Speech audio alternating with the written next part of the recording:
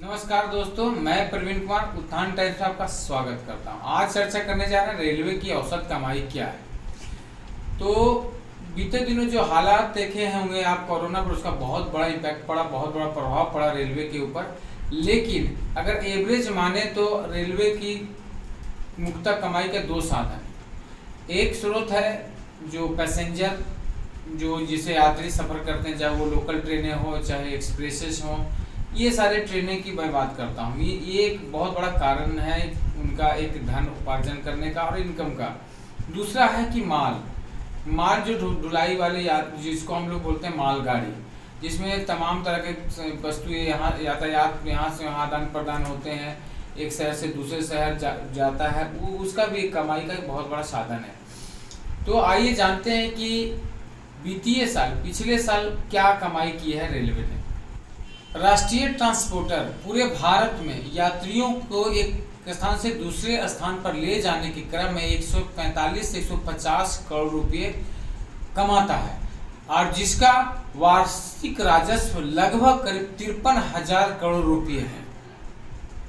जबकि मालगाड़ी की ढुलाई में कमाई की बात करते हैं तो 340 से 350 करोड़ रुपए की है। मार्च 2019 का मैं औसत आपको बताऊं तो माल ढुलाई पर आप 12,672.22 करोड़ रुपए थी, जबकि अप्रैल 2019 में 10,622 करोड़ रुपए थी।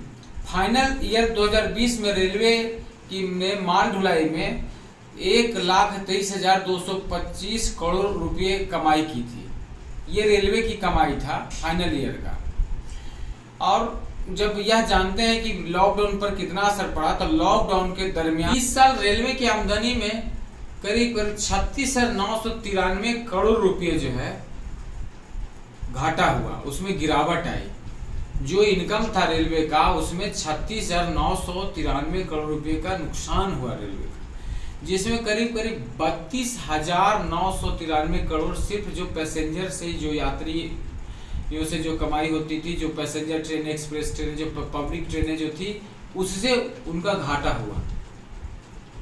ठप हुई रेलवे का जो सेवाएं ठप हुई, उसमें करीब 37,368 किलोमीटर ट्रैक जो है उपयोग से बाहर हो गए।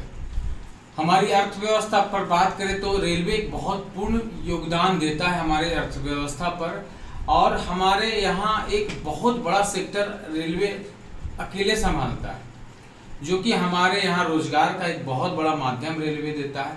साथ ही जो इकोनॉमी पर उसकी जो असर है या जो योगदान है, ये बहुत बड़ा रकम है। और हर क्षेत्रों में अगर आप देखेंगे तो हमारे भारत में भारतीय रेलवे का स्थान सबसे बड़ा है, क्योंकि वो रोजगार भी बहुत अच्छा देता है, व्यापार भी बहुत अच्छा देता है। आय का स्रोत जो 53,000 करोड़ है, वो एक बहुत बड़ा हमारे इकोनॉमी पे एक प्रभाव डालता है। वित्तीय वर्ष 2020 में अगर रेलवे नेटवर्क की बात अगर करें तो 68,000 किलोमीटर लेंथ हमारा पार कर चुका है, जो कि पूरे विश्व में कहा जाता है कि 4th टाइम साइज के रूप में माना जा सकता है इसको।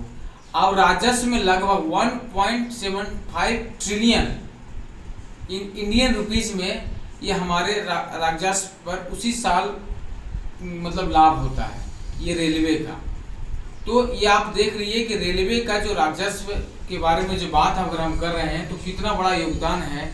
और ये जो 1.75 ट्रिलियन जो है या इंडियन रुपीज में, ये हमारे यहाँ इकोनॉमी को मजबूत करने के लिए बहुत बड़ा सार्थक योगदान हमारा रेलवे का है।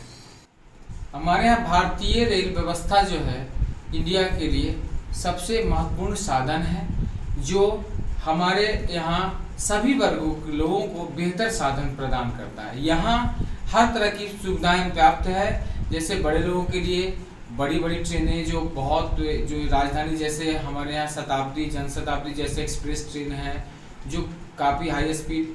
यहाँ साथ में हमारे यहाँ मेट्रो रेल है, अंडरग्राउंड रेल है इत्यादि, और कई ऐसे ट्रेनें हैं हमारे यहाँ जो काफ़ी सुविधाजनक है और समानता हर तरह के लोगों के लिए है। बड़े लोगों से लेकर के छोटे हर तरह के लोगों के लिए हर तरह की सुविधाएं हमारे रेलवे में है। इसी के साथ यह वीडियो समाप्त करता हूं। जय हिंद, जय भारत। यदि वीडियो को अगर आपने सब्सक्राइब नहीं किया है तो आप उसे सब्सक्राइब कर दीजिएगा। जय हिंद।